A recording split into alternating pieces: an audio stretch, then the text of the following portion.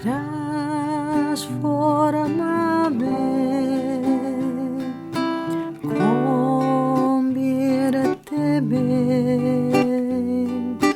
rescátame, haz que viva en ti, inúndame, lléname,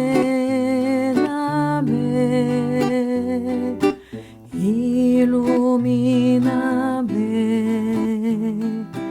hazme dócil a ti.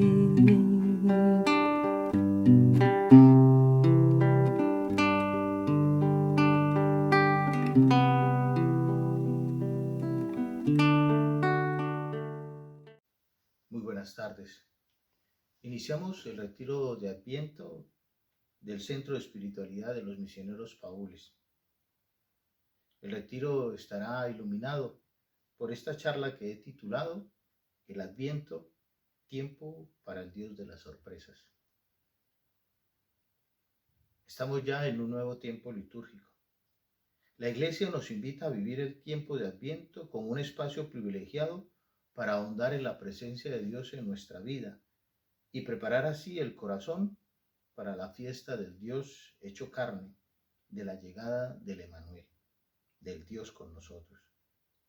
La encarnación del Hijo de Dios, la llegada del Mesías anunciado, es el cumplimiento de una promesa acunada a lo largo de la historia. Pero Dios nos sorprende. Él no se queda contemplándonos desde la lejanía de su tranquilidad divina, sino que ha querido participar de nuestra condición humana y así hacernos partícipes también de la suya. Dios se hace uno como nosotros y con ello nos muestra desde ahora los alcances de su amor. Una sorpresa semejante no se vive, no se acoge, no se celebra sin más. De ahí la necesidad de meditar, de preparar el corazón ante tal testimonio de amor divino y de confrontar nuestra vida a la luz de tan gran misterio. Siguiendo los evangelios señalados para los domingos del Adviento y resaltando solo alguno o algunos de sus versículos, quiero mostrar 4 actitudes a vivir en este tiempo litúrgico, que bien pueden ayudarnos a vivir con intensidad y dignidad este momento de gracia.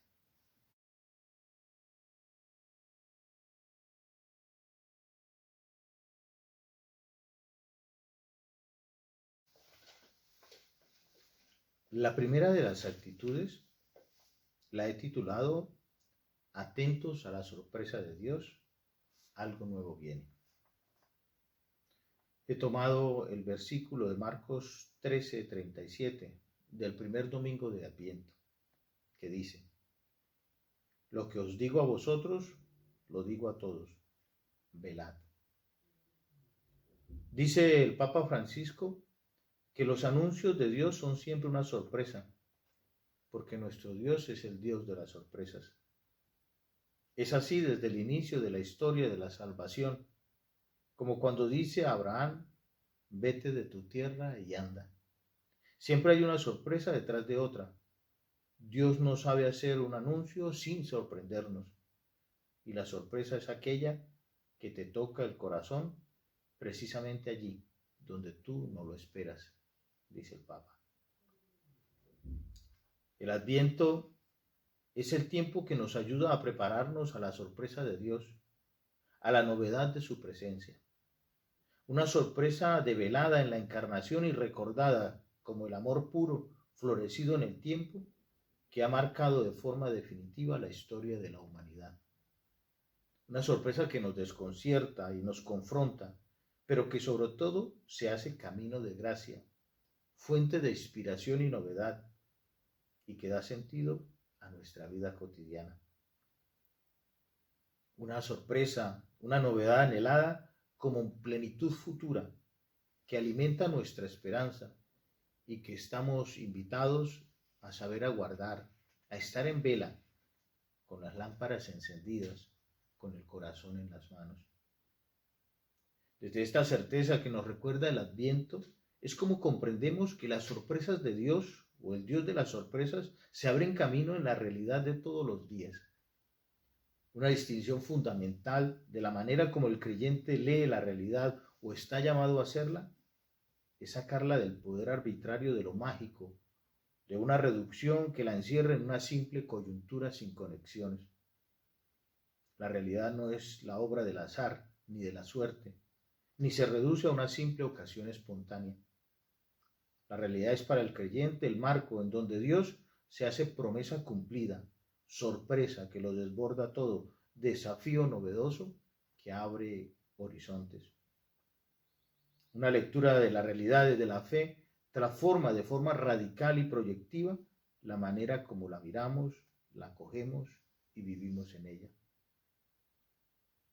La historia para el hombre de fe no es una simple sucesión de eventos, sino de acontecimientos llenos de profundidad y significatividad, que son únicos e irrepetibles y que se enmarcan en un camino de plenitud.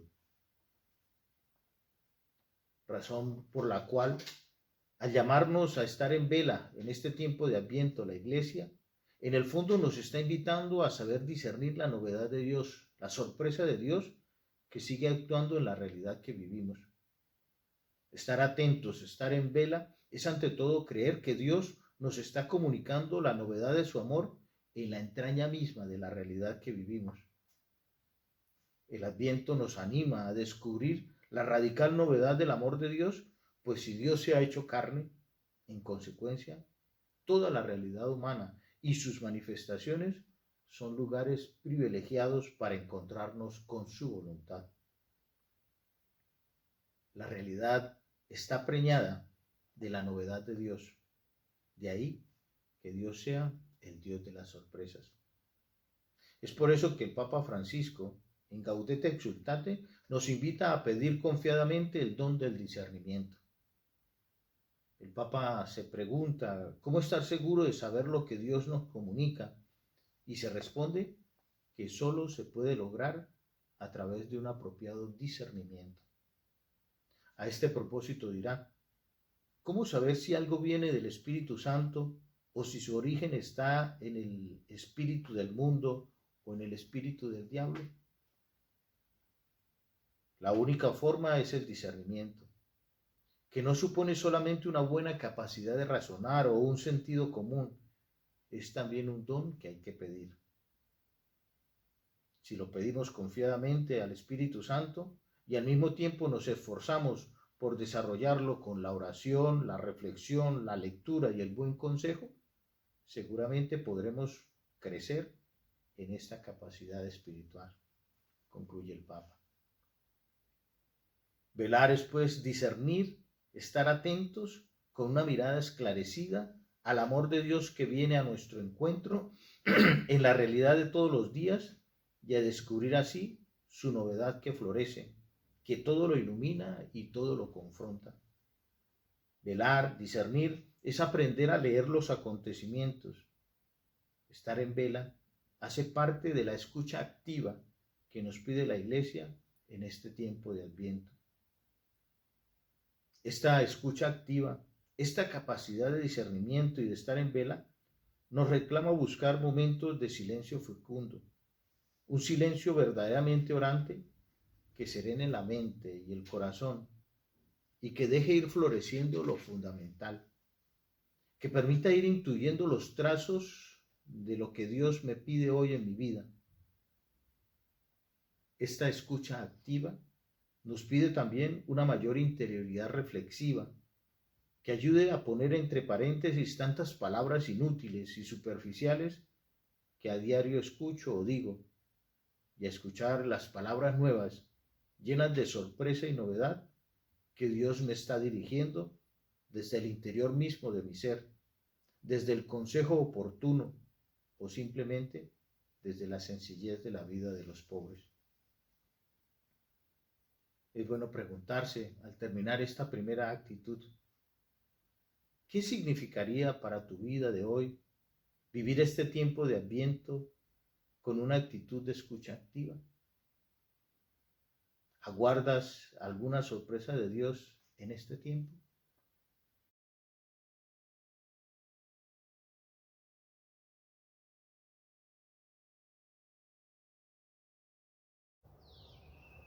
La segunda actitud la he titulado Mensajeros en el desierto y desde la fragilidad, en camino de conversión.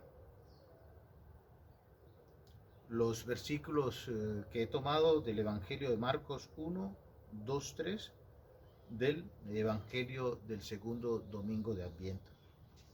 Dice así: Yo envío a mi mensajero delante de ti, el cual preparará tu camino.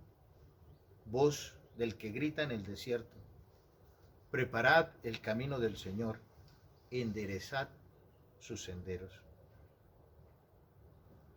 Este tiempo de Adviento nos recuerda que todos los creyentes hemos sido enviados, como Juan, a ayudar a preparar el corazón humano ante la novedad de Dios. Ayudar a propiciar una disposición interior para descubrir al Dios de las sorpresas, a la novedad de Dios en la vida de hoy. Somos ante todo mensajeros de una buena noticia que no nos pertenece, pero a la cual nos adherimos con fe y esperanza. Este mensaje de vida lo comunicamos hoy en medio del desierto inquietante de una crisis sanitaria y desde la fragilidad propia de quien se siente vulnerable. El desierto es el espacio de prueba, como es el COVID para el mundo. El desierto es experiencia de vulnerabilidad, como lo somos nosotros frente a la realidad o a la posibilidad de la muerte. Somos mensajeros frágiles en un mundo que se muestra vulnerable. La fragilidad es una constatación de nuestra humanidad. No somos dioses. La fragilidad forma parte de nuestra verdad más profunda. Somos limitados en el tiempo y en el espacio. Somos limitados en el amor. Somos limitados frente a un otro distinto. Pero el límite no es coerción e inferioridad, ni algo que hay que minimizar, eludir o simplemente de lo que hay que liberarse.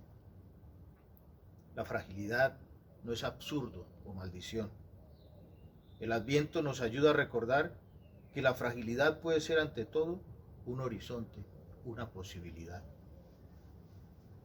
Jesús, al igual que su pueblo, hizo la experiencia del desierto. Y así como el desierto fue para el pueblo de Israel el lugar de la prueba, para Jesús se convirtió en el lugar de la tentación, de la confrontación radical. Jesús acababa de ser bautizado en el Jordán y había sido confirmado como el Hijo amado del Padre. Pero antes de comenzar su camino evangelizador, tuvo que vivir esta experiencia única de desarraigo y de confianza honesta. Jesús sale victorioso en el desierto, porque allí ha reafirmado que su alimento es la palabra del Padre, que una verdadera confianza se respeta, no se pone a prueba, y que si Dios es el centro del corazón, no se necesita más para vivir.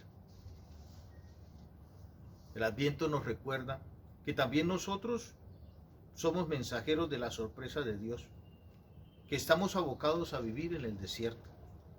Es allí, en la sequedad de la prueba, en la fragilidad de nuestro ser, en la soledad del sentido, en la tristeza de la partida, en el triunfo momentáneo del absurdo, de la injusticia, donde nos sentiremos como Jesús, llamados a dar respuestas honestas. El Adviento como desierto a vivir puede ser el lugar para quitarnos las máscaras, para decirnos la verdad, para descubrir no sin dolor los sentidos o los sinsentidos que sostienen nuestra vida. Ciertamente el desierto puede ser el lugar de la fragilidad y la vulnerabilidad, de la impotencia y de la aparente desesperanza, pero también puede ser el espacio liberador, en donde se manifieste lo más honesto y verdadero de nuestra alma, en donde surjan como fuente inagotable las convicciones que sepan abrazar el dolor con esperanza y transformen la tristeza en caminos para una nueva vida. Por eso, la novedad y sorpresa que Dios nos propone siempre tiene algo de transgresor, de impredecible. Siempre replantea nuestra vida desde la raíz. De ahí que este tiempo de Adviento Es un llamado a dejar germinar un nuevo renacer. Como dice Gerard Hughes en su libro El Dios de las sorpresas, Dios es un Dios perturbador. La tentación que nosotros experimentamos en toda religión y en toda espiritualidad consiste en domesticar a Dios, crear un Dios que nos favorece a nosotros, a nuestro grupo, a nuestro país, a nuestra iglesia, y que derrota a nuestros enemigos. Pero Dios es un Dios que siente compasión por toda la creación y cuyo espíritu vivo está en todo. Un Dios que destruye en nosotros todos nuestros cómodos prejuicios y todas nuestras falsas seguridades religiosas y seculares. Esto a nosotros nos resulta doloroso, pero es el dolor del renacimiento, dice Gerard. En este tiempo de Adviento nos recuerda que es urgente la conversión a todos los niveles de la persona. No solo es necesaria la conversión del corazón, sino también la conversión de los sentimientos y del pensamiento, como bien apunta el Papa Francisco. Él nos dice, la Iglesia nos dice que debemos convertir nuestras obras, hacer obras nuevas, obras con estilo cristiano, ese estilo que proviene de las bienaventuranzas. Además, la Iglesia nos habla de la conversión de los sentimientos. Pensemos, por ejemplo, en la parábola del buen samaritano, convertirse a la compasión. Y hoy, nos dice el Papa, nos llama de la conversión del pensamiento. No de lo que pensamos, sino de cómo pensamos, del estilo del pensamiento. Concluye el Papa preguntándose, ¿yo pienso con un estilo cristiano o con un estilo pagano? Es triste pensar que mucho de nuestro anquilosamiento espiritual y pastoral tiene que ver con nuestras formas de pensar. Ante la gratuidad de nuestra vida y servicio, a veces se insiste en privilegios o reconocimientos. Ante la humildad en el ejercicio del poder, en ocasiones se insiste en superioridades otorgadas o creadas. Ante la necesidad actual de remar juntos, algunos se marginan, o tratan de vivir la vida a su arbitrio, o se centran en sus propias verdades y mezquindades.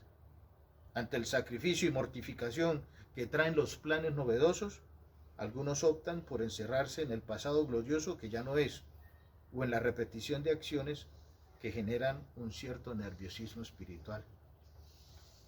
Es bueno, al concluir esta segunda actitud, preguntarse, ¿qué podría significar el vivir desde la fragilidad este tiempo de Adviento?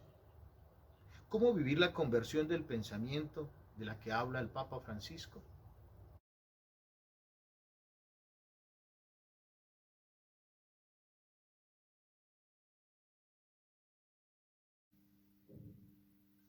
La tercera actitud que les propongo la he titulado Renovar con gozo y humildad la centralidad del Maestro.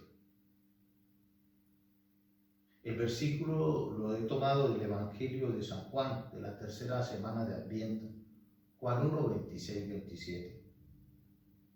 Dice así, Juan les respondió, yo bautizo con agua, en medio de vosotros hay uno que no conocéis, el que viene detrás de mí y al que no soy digno de desatar la correa de la sandalia.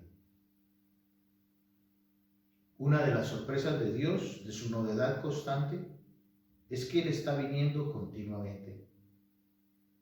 El teólogo Karl Rahner lo expresa de una forma muy gráfica con esta convicción. Tú siempre estás viniendo y tu aparición en forma de siervo es el comienzo de tu venida para la liberación de la esclavitud que tú aceptaste. Los caminos por los que tú caminas tienen un fin. Estrecheces en las que tú penetras se ensanchan. La cruz que tú soportas se vuelve signo de victoria.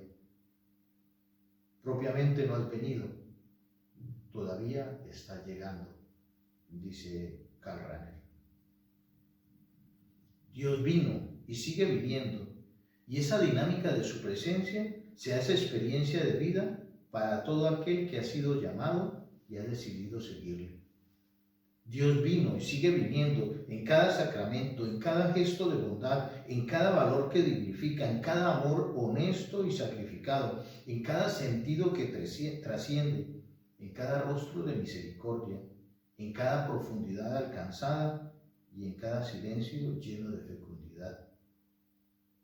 Vino y viene llamando a la plenitud que no se agota. De ahí que la realidad mirada desde Dios es historia encarnada, escatológica y soteriológica, es decir, es una narración de acontecimientos únicos y profundos inscritos en un proyecto común que tiene una dinámica ascendente de madurez, de plenitud, de felicidad y de salvación en Cristo. Cristo es el culmen de la novedad de Dios. El Dios de las sorpresas es Cristo mismo, en esa tensión constante del ya, pero todavía no. Pero tal vez por la rutina de nuestra vida, por la supuesta solidez inquebrantable de nuestras doctrinas, o por la ausencia de una verdadera experiencia contemplativa, nos hemos acostumbrado a una cierta posesión de Dios y de lo divino. Dios aparece estático, encerrado en el mundo de nuestras convicciones, asfixiado por nuestras leyes y domesticado por nuestra piedad. Dios ya no es sorpresa, porque ya dejó de hacerlo hace rato a nosotros. Dios ya no es novedad, porque dejó hace mucho de estar en la vida como fuente de la misma. Esta cierta dormición de la sorpresa de Dios, esta momificación de la dinámica novedosa de su presencia, dirá Benjamín González, que a veces se debe al predominio de nuestros intereses sobre los intereses de Dios sobre nosotros. Al respecto, dice este autor que a veces llevamos en nosotros intereses que parecen evangélicos, pero que pueden estar marcados por ambigüedades escondidas en los abismos inaccesibles de nuestro propio misterio, las cuales escapan a nuestros análisis. A veces, continúa, decimos que buscamos la gloria de Dios, pero en realidad estamos buscando la nuestra y secuestramos parte del don de Dios y de los demás, desviándolos para alimentar la cuenta siempre abierta de nuestros deseos inconfesados de fama, poder o lealtades afectivas. Muchas de nuestras necesidades brotan de heridas nunca curadas. Si somos cisternas rajadas, por más agua que añadamos, siempre estaremos vaciando. La ambigüedad del corazón puede ser muy sutil y disfrazarse con razones muy bien elaboradas. De ahí que el autor resalta que admitir la ambigüedad de nuestras convicciones nos hace humildes y que tratar de reconocerlas y darles nombre nos hace lúcidos. La humildad le devuelve a Dios el puesto central que ha de tener en nuestras vidas. Por esta razón, se resalta en este momento la actitud de Juan el Bautista. Él actúa con una profunda humildad y tal vez por ello descubre la absoluta originalidad, sorpresa y novedad que se abre en camino en Cristo. Juan sabe cuál es su puesto, pero sobre todo sabe cuál es el puesto que le corresponde a Jesús en su vida y en esta historia de salvación. El Adviento es también una oportunidad para volver a centrar a Dios en nuestras vidas, en nuestra historia, en la vida de la comunidad, en la vida de la iglesia. La humildad permite devolver el puesto fundamental que le corresponde al maestro en la vida del discípulo. ¿Quién ocupa hoy el centro de tu discernimiento? ¿Dónde está Dios en los momentos de tus grandes decisiones y en los momentos de tu vida ordinaria?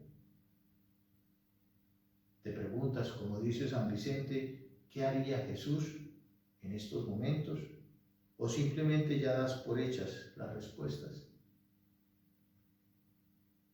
Pero la pregunta por la centralidad de Jesús en la vida del discípulo no se encierra solo en el marco de la vida personal y sus decisiones, sino que es también una pregunta sobre qué o quiénes ocupan el centro de la vida de la comunidad a la que pertenezco. En los ejercicios de San Ignacio se pregunta, ¿dónde está hoy el Señor nuevamente encarnado? Y como vicencianos estaríamos interpelados a responder que en aquellos que son el centro de nuestro carisma, en aquellos en donde San Vicente nos invitaba a descubrir su rostro sufriente, en los pobres. ¿Es esto una realidad para la comunidad en la que vivo? Pues como dice Pablo Esquisato, en los evangelios, en el centro de la escena está siempre la mujer y el hombre en su enfermedad, en su ser herido, débil y frágil. Por tanto, también en el centro de la asamblea, de la comunidad, de nuestra familia, de nuestra iglesia, en el centro de nuestra vida de cristianos, no destaca la fuerza, la observancia obsesiva de los santos preceptos, el ser moralmente irreprensibles. Está solo nuestra debilidad, dice el autor. Al terminar esta tercera actitud, es bueno que nos preguntemos, ¿dónde está Dios en este momento particular de mi vida? Y mirando tu vida de humildad, ¿cuán clara es la centralidad de Jesús en ella?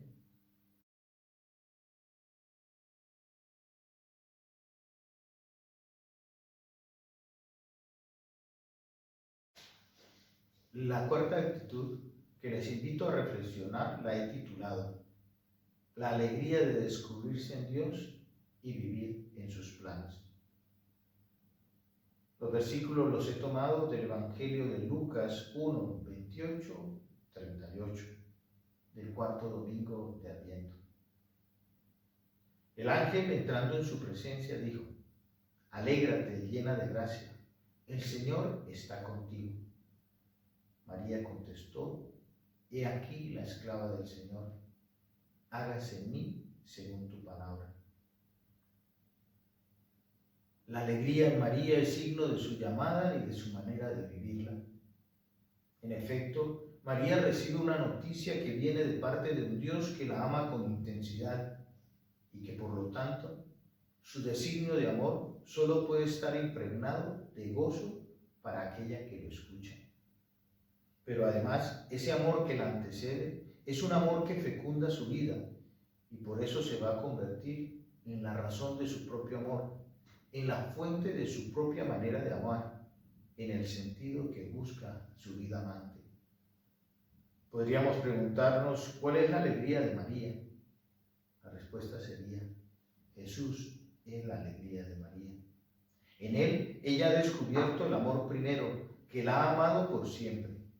Y en Él, ella ha encontrado la fuente de su amor a Dios y a los que comparten su vida cotidiana, su vida del pueblo y posteriormente la vida de su comunidad de fe. De ahí que Monseñor Ginés García Beltrán diga al respecto: María siente el gozo de la elección de Dios. Ella, que es humilde, acoge en su seno al Hijo eterno del Padre.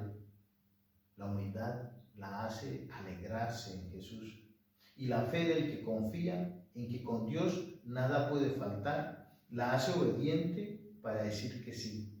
La fe la inunda de la alegría del que lleva a Dios consigo. Hasta en la cruz vive la alegría del seguimiento, que es ir con Jesús a donde Él quiera llevarle. La resurrección es la explosión de la alegría de los que esperaron contra toda esperanza. Y allí estaba María también, en este camino de espera. En este tiempo de Adviento también se nos recuerda que todo aquel que reconoce a Jesús como Maestro está llamado a seguirlo con actitud alegre. Su alegría está enraizada en un amor que le antecede y lo hace descubrirse abrazado por Dios desde siempre. Y asimismo, en un amor que le brinda un horizonte de sentido a sus horas cotidianas, a la manera de mirar a los otros, a la forma de contemplar la realidad y finalmente en un amor que se hace trascendente en la esperanza. Nada podrá apagar ya el amor del cual he nacido, en el cual vivo y al cual me dirijo. Por eso, para el Papa Francisco, la alegría convencida es el mejor testimonio evangelizador. Al respecto dice: ojalá el mundo actual, que busca a veces con angustia, a veces con esperanza, pueda recibir la buena noticia no a través de evangelizadores tristes y desalentados, impacientes o ansiosos, sino a través de ministros del Evangelio cuya vida irradia el fervor de quienes han recibido ante todo en sí mismos la alegría de Cristo. Y el Papa lo dice porque ha visto que una de las tentaciones más serias que ahogan el fervor y la audacia del evangelizador es la conciencia de derrota, que nos convierte en pesimistas, quejosos y desencantados con cara de vinagre. El Papa, en la Gaudete Exsultate, hablando de la llamada a la santidad en el mundo actual, nos recuerda que la alegría ha marcado la vida de Jesús, de María su madre, de los discípulos, de la gente que lo escuchaba y que ha de marcar la vida de la futura comunidad eclesial. El Papa nos recordará que María, que supo descubrir la novedad que Jesús traía, cantaba: se alegra mi espíritu en Dios mi Salvador. El mismo Jesús se llenó de alegría en el Espíritu Santo y cuando Él pasaba, toda la gente se alegraba. Después de su resurrección, donde llegaban los discípulos, había una gran alegría. A nosotros, nos dice el Papa, Jesús nos da una seguridad: estaréis tristes, pero vuestra tristeza se convertirá en alegría. Volveré a veros y se alegrará vuestro corazón y nadie os quitará vuestra alegría. Os he hablado de esto para que mi alegría esté en vosotros y vuestra alegría llegue a plenitud. Por lo tanto, este tiempo de Adviento es un buen momento para recordarnos que nuestro seguimiento de Jesús ha de ser fuente de plenitud y gozo, no de amargura y desasosiego. La alegría del discípulo indica plenitud, realización, madurez integradora, gozo en el servicio. La alegría del discípulo es ante todo una respuesta frente a la vida, una manera de leerla y que habla de la salud que hay en nuestro corazón. La alegría tiene que ver con la capacidad de digerir gozosamente las contrariedades, de sabernos reír de nosotros mismos, con los otros y de la vida. Muchas veces la alegría se expresa en una paz interior que ratifica el amor que nos cobija, o ese amor que desnuda lo esencial ante nuestros ojos. Otras veces solo nos queda reír, porque ante la adversidad, las incomprensiones o nuestras propias mediocridades, descubrimos que el amor de Dios sigue floreciendo y que solo una buena actitud es la que desintoxica el alma. El Papa, de una manera muy profunda y bella, nos recuerda que si vivimos en la alegría de Dios, nada puede ensombrecer su triunfo en nosotros. Dice el Papa en la Gaudete Exsultate que hay momentos duros, tiempos de cruz, pero nada puede destruir la alegría sobrenatural que se adapta y se transforma y siempre permanece al menos como un brote de luz que nace de la certeza personal de ser infinitamente amado, más allá de todo. Es una seguridad interior, una serenidad esperanzada que brinda una satisfacción espiritual incomprensible para los parámetros mundanos. Al terminar esta cuarta actitud, es bueno preguntarse: ¿qué o quién arrebata hoy mi alegría? ¿Quién o quiénes necesitan de mi alegría en este tiempo de Adviento? ¿Cómo hacerlos partícipes de ella?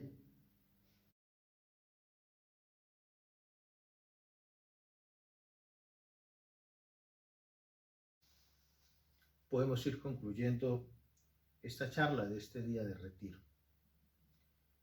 Los tiempos litúrgicos vienen y van, pero todos ellos solo buscan de una forma pedagógica centrarnos en Cristo, nuestra Pascua, y ayudarnos a ir configurando cada vez más nuestra vida con Él. Si no fuera así, la liturgia vivida estaría abocada al formalismo o al vacío. Reflexionar, orar y confrontar nuestra vida a la luz de estos 4 horizontes propuestos por los evangelios del domingo, es decir, estar atentos a la sorpresa de Dios, a reconocernos frágiles y llamados a renovar la centralidad y la alegría de Cristo en nuestras vidas, es una manera comprometida y responsable de afinar nuestra esperanza en un mundo mejor, en una iglesia cada vez más solidaria y en una vida personal cada vez más coherente. Que Dios anime y bendiga este momento de gracia. Oh María sin pecado concebida, rogad por nosotros que recurrimos a vos.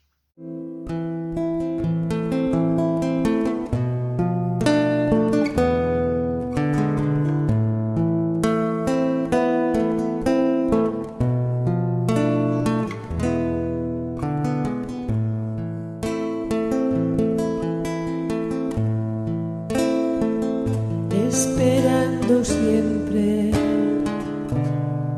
con la sonrisa iluminando sus quehaceres, con la esperanza empapando sus quereres, con una plegaria entre sus labios sin que cese, la confianza en un Dios Padre que nos quiere. Mujer fuerte con o sin miedo, mujer que hace crecer sus talentos, mujer atenta, mujer que entiende, mujer que elige mirar de frente, mujer que espera, mujer que anhela, mujer que no hace pequeña ninguna entrega, mujer que calla, mujer que habla con las palabras que guarda en su alma,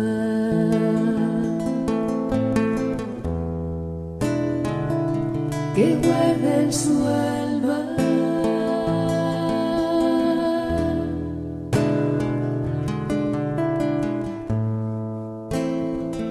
Esperando siempre, manos activas que acarician y convierten en vida nueva sus cuidados y deberes, con la palabra precisa cual simiente que aguarda el día de crecer y hacerse fuerte. Mujer en vela, mujer que siente el miedo hiriente y el amor que envuelve, mujer que mira agradecida las huellas que Dios deja en su vida, mujer que espera, mujer que anhela, mujer que no hace pequeña ninguna entrega, mujer que calla, mujer que habla con las palabras que guarda en su alma. Mujer fuerte con o sin miedo, mujer que hace crecer sus talentos, mujer atenta, mujer que entiende, mujer que elige mirar de frente, mujer que espera, mujer que anhela, mujer que no hace pequeña ninguna entrega, mujer que calla, mujer que habla con las palabras que guarda en su alma,